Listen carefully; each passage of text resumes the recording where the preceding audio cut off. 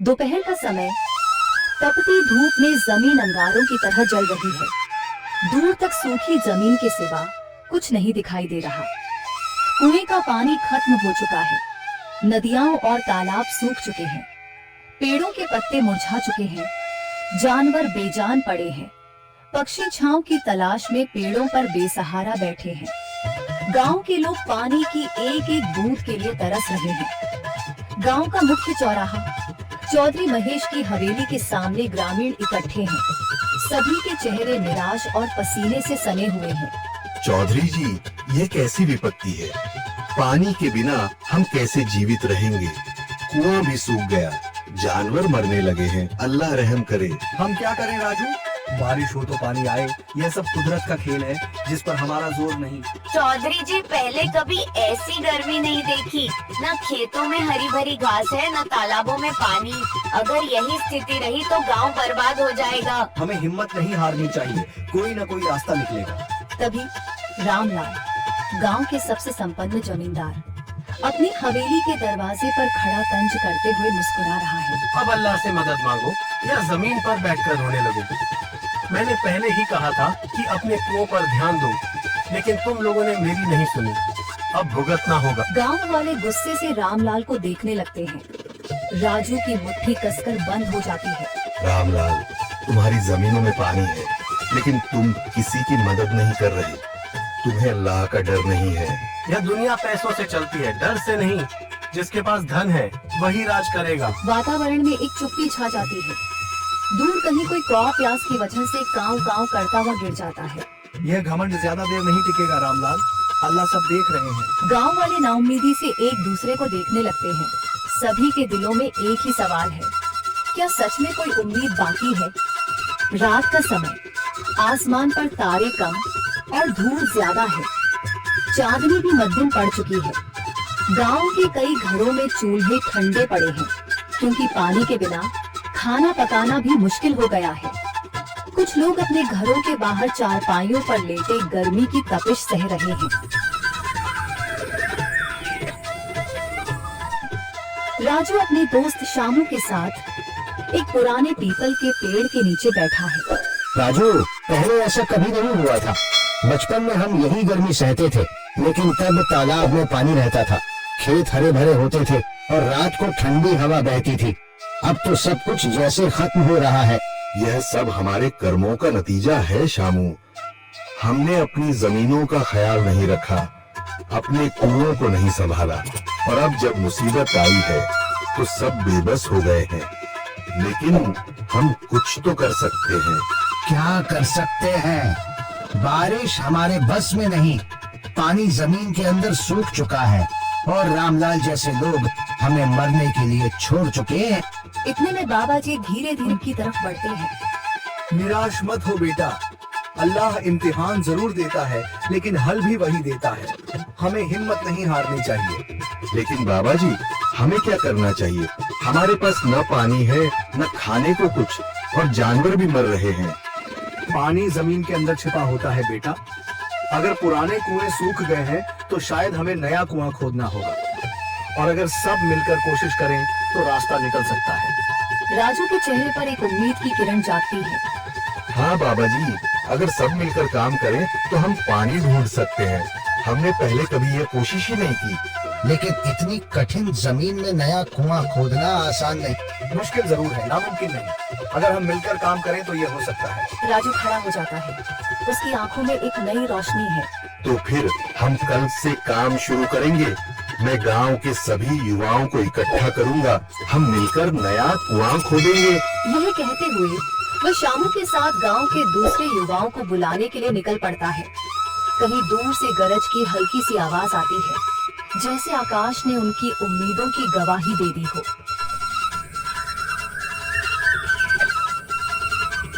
अगली सुबह राजू और शामू गांव के युवाओं को इकट्ठा करने निकल पड़े। चौधरी महेश की हवेली के सामने एक भीड़ जमा है। बाबा जी, संदरी, गांव के कुछ बुजुर्ग और किसान सभी मौजूद हैं। हम हाथ पर हाथ रखकर नहीं बैठ सकते। अगर अल्लाह ने हमें हिम्मत दी है तो हमें खुद पानी के लिए मेहनत करनी होगी। हम एक नया कुआं खोदेंगे लेकिन राजू, क्या हमें यकीन है कि वहाँ पानी मिलेगा? बेटा, पानी जमीन के अंदर होता है, बस सही जगह खोदने की जरूरत है। हमने अपने बुजुर्गों से सुना था कि पुरानी नहर के पास जमीन नरम थी, शायद वही पानी हो। बाबा जी सही कह रहे हैं। अगर तुम सब यह काम करने के लिए तैयार हो तो मैं अपने कुछ मजदूर भेज सकता हूँ। धन्यवाद चौधरी जी, लेकिन हम सब खुद भी मेहनत करेंगे। यह हमारे गांव के अस्तित्व की लड़ाई है। संदरी, जो अब तक चुप थी, आगे बढ़ती है। हम औरतें भी पीछे नहीं रहेंगी। हम पानी लाने की व्यवस्था करेंगी, खाना बनाएंगी, ताकि तुम सब आराम से काम कर सको। यही हिम्मत चाहिए थी संदर। पूरा गांव एक नई उम्मीद के साथ कुआं खोदने की तैयारी में जुट जाता है। दूसरी ओर कुआं खोदने का काम शुरू हो चुका है। राजू, शामू और दूसरे युवा बेलचे चलाने लगते हैं। मिट्टी बाहर निकाली जाने लगती है। तेज गर्मी के बावजूद सब पूरी हिम्मत के साथ जुटे हुए हैं। दोपहर की तेज धूप जमीन आग की तरह तप रही है। गांव के लोग लगातार कुआं खोदने में जुटे हैं।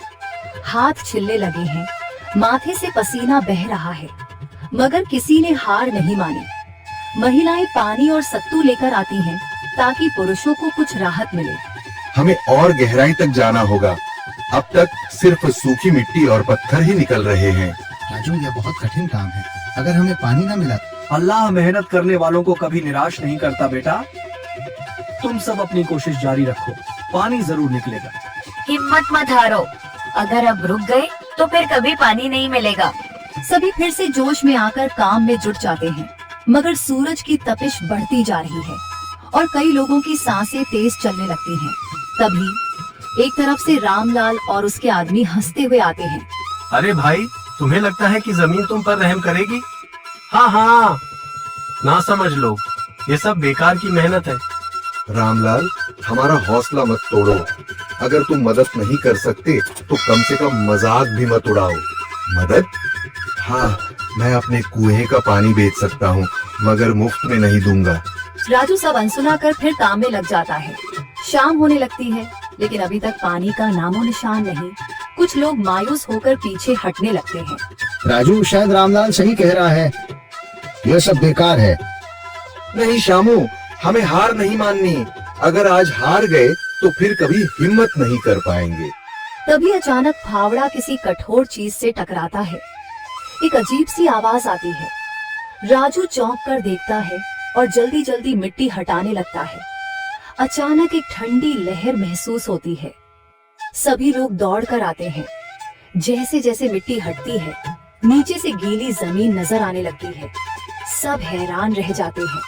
सुभान अल्लाह, मैंने कहा था ना, अल्लाह हमारी मेहनत को छाया नहीं करेगा। राजू और बाकी सभी जोर लगाते हैं। कुछ ही पलों बाद अचानक मिट्टी के नीचे से पानी की एक छोटी सी धारा फूट पड़ती है। गांव वाले खुशी से चिल्ला उठते हैं। पानी पानी निकल आया। यह अल्लाह की कुदरत है रामलाल, जिस पर तुम्हें यकीन नहीं था। पूरा गांव आनंद से झूम उठता है। लोग एक दूसरे को बधाइयां देते हैं। औरतें दुआ करने लगती हैं। कुछ दिन बीत चुके हैं। गांव वाले नए कुएं से पानी भर रहे हैं, खेतों को सींच रहे हैं और जिंदगी फिर से पटरी पर लौट रही है। मगर रामलाल अब भी अपनी हार स्वीकार करने के लिए तैयार नहीं। वह गहरी सोच में डूबा है। मंजूर, उसका खास नौकर, उसके पास खड़ा है। ये सब कैसे हो गया मंजूर? मैंने सोचा था कि ये लोग थककर हार मान लेंगे, मगर उल्टा इन्हें सफलता मिल गई। मालिक, वे सब मिलकर मेहनत कर रहे थे, शायद यही उनकी ताकत बनी। ताकत? देखना, मैं इन्हें ऐसा सबक सिखाऊंगा कि ये दोबारा मेरे बिना कुछ करने की हिम्मत भी नहीं करेंगे। क्या मतलब मालिक? अगर इनके कुएं का पानी खराब हो जाए या वह सूख जाए तो मालिक, ऐसा कैसे होगा? हमें रात के अंधेरे में कुएं में जहरीला पदार्थ डालना होगा ताकि लोग बीमार पड़ जाएं। जब पानी पीने लायक नहीं रहेगा तो ये सब मेरे पास भागते आएंगे। मगर मालिक, अगर किसी को पता चल गया तो? किसी को कुछ पता नहीं चलेगा। हम आधी रात को काम करेंगे और सुबह पूरा गांव हैरान होगा कि पानी अचानक कैसे खराब हो गया। रामलाल की चालाकी से भरी मुस्कान दिखा रही है कि वह कोई बड़ा षड्यंत्र रच रहा है। मंजूर हिचकिचाता है, मगर वह जानता है कि रामलाल के आदेश को टालना आसान नहीं। दोनों मिलकर अपनी शैतानी योजना बनाने लगते हैं। उसी समय राजू दूर खड़ा उनकी सारी बातें सुन लेता है।